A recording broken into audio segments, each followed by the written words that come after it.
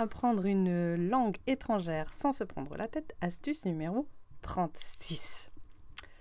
Alors, une langue étrangère, c'est quoi? C'est pas si étranger que ça.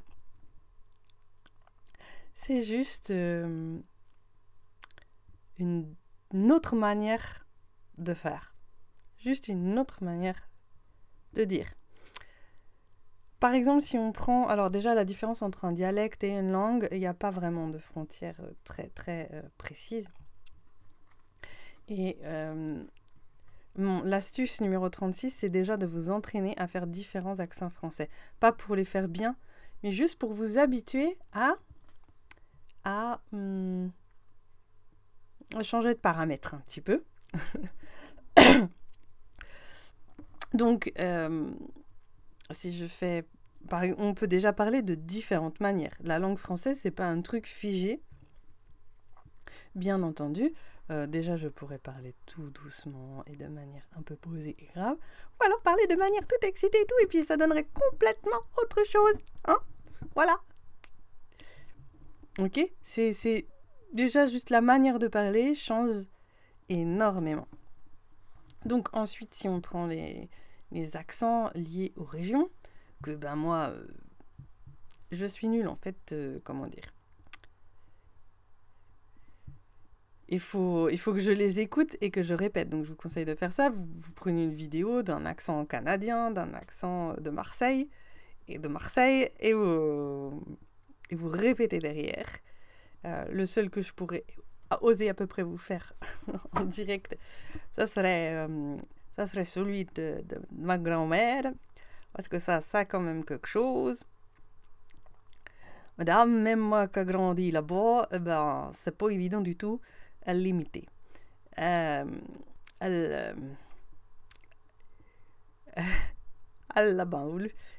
Comment ils disent? Par exemple, si je veux dire le fauteuil, le fauteuil. Voilà. Ça reste du français, c'est juste une autre manière de le dire. Et une langue, plutôt que de le penser comme un truc extraterrestre, c'est juste une autre manière de le dire. Si jamais un Normand vous dit, bah chez nous on dit pas, je sais plus c'est quoi, je crois que c'est un pain qui se dit une banette. Bah chez nous c'est la banette. C'est pas un pain ou une baguette. Peut-être je dis une grosse bêtise, hein, mais c'est pas grave. Chez nous on dit le pain, on l'appelle la banette. Bon bah le lendemain vous allez à la boulangerie, vous demandez une banette. C'est pas compliqué. Voilà, c'est un nouveau mot. Mais une langue étrangère, c'est la même chose, mais en plus exagéré. Si vous allez dans le sud et puis que vous pouvez bien sûr parler avec votre propre accent, mais par exemple, tout le monde va avoir tendance à prononcer les lettres à la fin.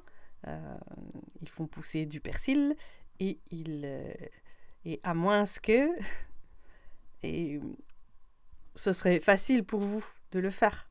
Voilà. De transformer votre habitude de parler dans cette autre habitude de parler. Une langue étrangère, c'est exactement la même chose, sauf que c'est démultiplié puisqu'il y a beaucoup de mots à apprendre, une autre façon de tourner ses phrases, etc. Donc au lieu de le penser comme vraiment un truc compliqué, pensez-le juste comme une autre manière. Écoutez cette autre manière de dire, écoutez cette autre manière de tourner la phrase et copier. Voilà. Et ensuite, évidemment, c'est un peu de patience. Donc, le conseil numéro 36, c'est déjà de vous entraîner à faire des accents français. Voilà. Et bien sûr, si vous avez accès à différents accents dans la langue que vous voulez apprendre, pareil, faites-le. C'est pas pour réussir ça super bien, c'est juste une forme d'entraînement pour être capable de switcher d'un truc à l'autre. Habituez-vous à parler de manière différente. C'est pour ça que quand on dit que d'apprendre plusieurs langues, enfin, une fois qu'on a appris 2-3 langues, c'est plus facile d'en apprendre d'autres. C'est parce que lui, il est habitué à faire la gymnastique nécessaire pour apprendre. Plus le fait qu'on a des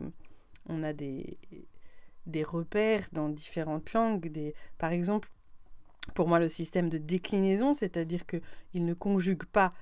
Il y a beaucoup de langues où on ne conjugue pas que le verbe, on conjugue aussi les noms. Et on n'est pas tellement habitué à ça en français, à part je qui devient moi ou mon, ou pardon, moi ou le mien, ou à moi, me. Voilà, ça c'est une déclinaison. Ou alors, évidemment, le masculin, féminin, pluriel, quoi. Un cheval, des chevaux, je sais pas, un cuisinier, une cuisinière. Voilà, on a des toutes petites variantes. Mais dans beaucoup de langues, selon la place du mot dans la phrase, enfin, c'est pas la place, selon la fonction qu'il occupe, on change. Et au début, ça m'était difficile. Et maintenant, comme ça fait quand même des années que je travaille sur les déclinaisons, j'apprends une nouvelle langue, la déclinaison, ça me pose aucun problème. Aucun problème. Le seul problème, c'est de la mémoire, de se souvenir, etc. Mais l'automatisation, c'est devenu très clair de faire la différence entre un complément d'objet direct et un complément d'objet indirect. Je savais le faire avant à l'école, à l'écrit, si on me demandait de le faire. Mais dans ma tête, quand j'étais en train de parler en français, j'étais pas du tout en train de faire attention si c'était un complément d'objet direct ou indirect, un verbe transitif ou intransitif. Maintenant, c'est devenu automatique et ça ne me pose plus aucun problème. Sauf en finnois où leur logique de déclinaison parfois me dépasse encore complètement. Et en fait, il faut juste apprendre par cœur dans quel cas on dit ça, dans quel cas... c'est le cas de le dire.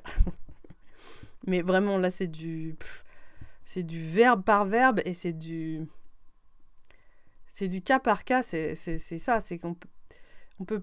Il y a des règles, mais en fait, les règles, elles changent tellement que... bon, voilà. Donc, conseil numéro 36, déjà commencez par vous entraîner à faire un petit peu différents accents de français. Amusez-vous. Et puis, pour ce qui est des langues étrangères, si c'est un truc qui vous paraît une montagne, pensez-le juste comme un switch, comme une autre manière, comme un autre accent français. Hyper exagéré. Voilà. Si vous avez des questions, posez-les en dessous en commentaire et je me ferai un grand plaisir d'y répondre.